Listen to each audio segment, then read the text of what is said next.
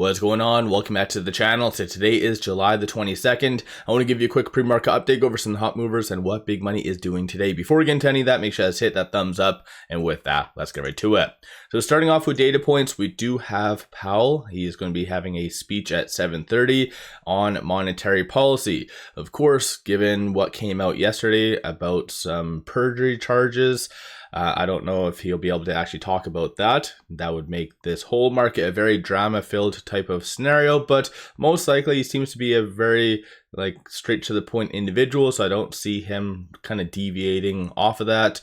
So any potential questions might just be shut down, but still nonetheless, a lot of people could be really paying attention to what he has to say. Aside from that, I think any data generally for July is going to be really looked at with a fine-tooth comb, only because of tariffs. And we did have Deutsche even coming out early today saying, hey, just so you're aware, it's the American consumers that are actually getting hit with the tariffs and eating the costs, not foreigners. So a lot of people can be really watching the data. So we do have manufacturing coming out both Tuesday and Thursday. So this one is by Richmond, so we'll have to kind of wait and see. Aside from that, just one other Fed speaker around noon.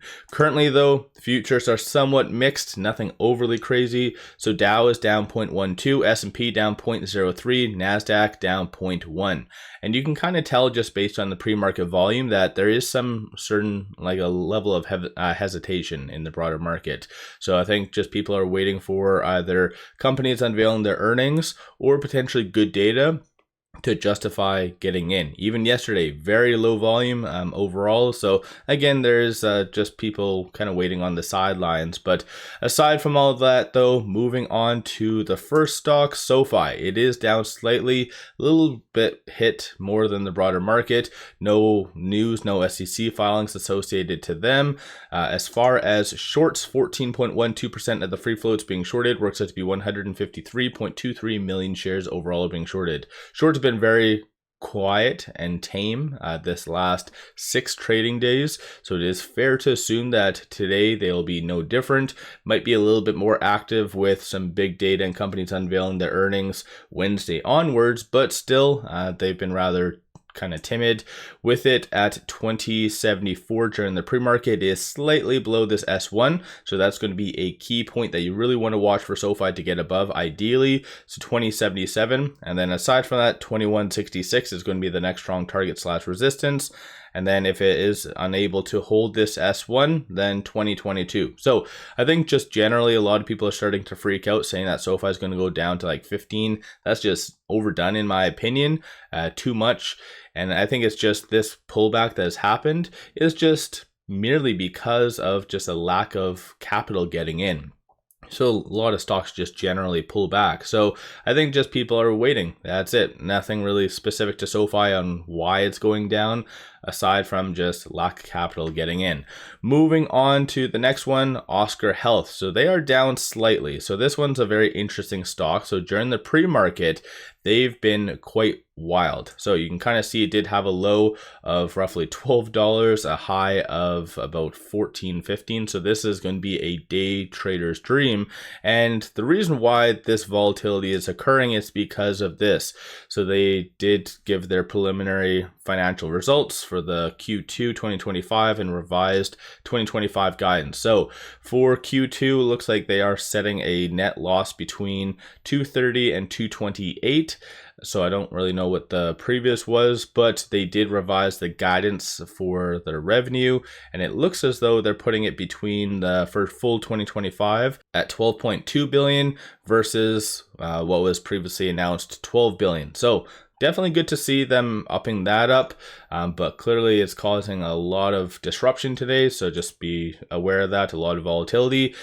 Shorts most likely are going to have a field day today. So currently 25.78% of the free floats being shorted, works out to be 53.22 million shares overall being shorted. Shorts have been very reactive when it started to really move higher, and then they just started to easily continue its just doubling down. So that's why OSCR Health has been really suppressed lately, but currently with it at 1380, it is trading between this S1 and this S2. So I did a dedicated video on OSCR Health, And I mentioned that 1357, that is that like line in the sand. That is that support level that you really want to watch for it to hold. If not, you have 1005 as the following support level. So things could break down quite significantly. So just watch for 1357.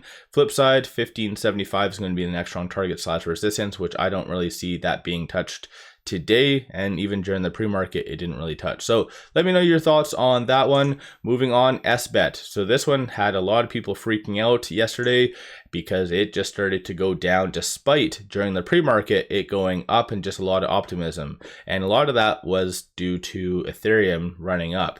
In reality though, it was just more of a technical pullback, so I'll go over that in a second. But currently 10.15% of the free floats being shorted, works out to be 9.03 million shares. The shorts have been starting to get back in a little bit. You can kind of see from this purple line, they are all over the place, absolutely crazy. So just anticipate that to most likely continue.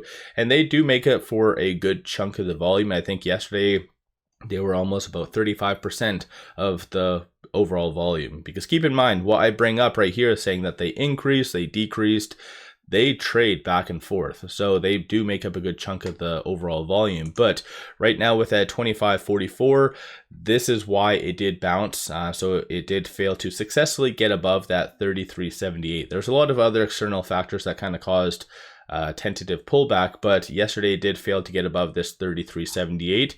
Looking at the 1-day chart on a side note, moving over to the 4, just to give you a quick overview for today, it is trading between this pivot and this S1. So 24.27 is going to be a strong support, so just watch for that. And then flip side, 30.87. In my opinion, I do feel like there is going to be a recovery, but not to the same level as yesterday. So most likely it'll kind of gravitate on the higher end, closer to the pivot, but still not really enough. Regardless, I think so far all these stocks I've mentioned are extremely volatile, so very good for day traders. And then speaking of day trading and squeezing, Open Door, it is up 13.08%, most heavily traded so far during the pre-market. So yeah, things are heating up again. I don't know how high they essentially will run, but what was very unique was shorts actually did increase yesterday.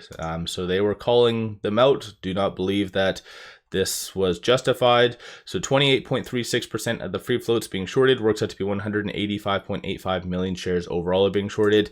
I know on a squeeze play and momentum stock, like you don't really have to look at the technicals all that much, but just take note of this for face value. So with it at 370 during the pre-market, it is trading right now between this R2 and this R1, so successfully getting above that 362.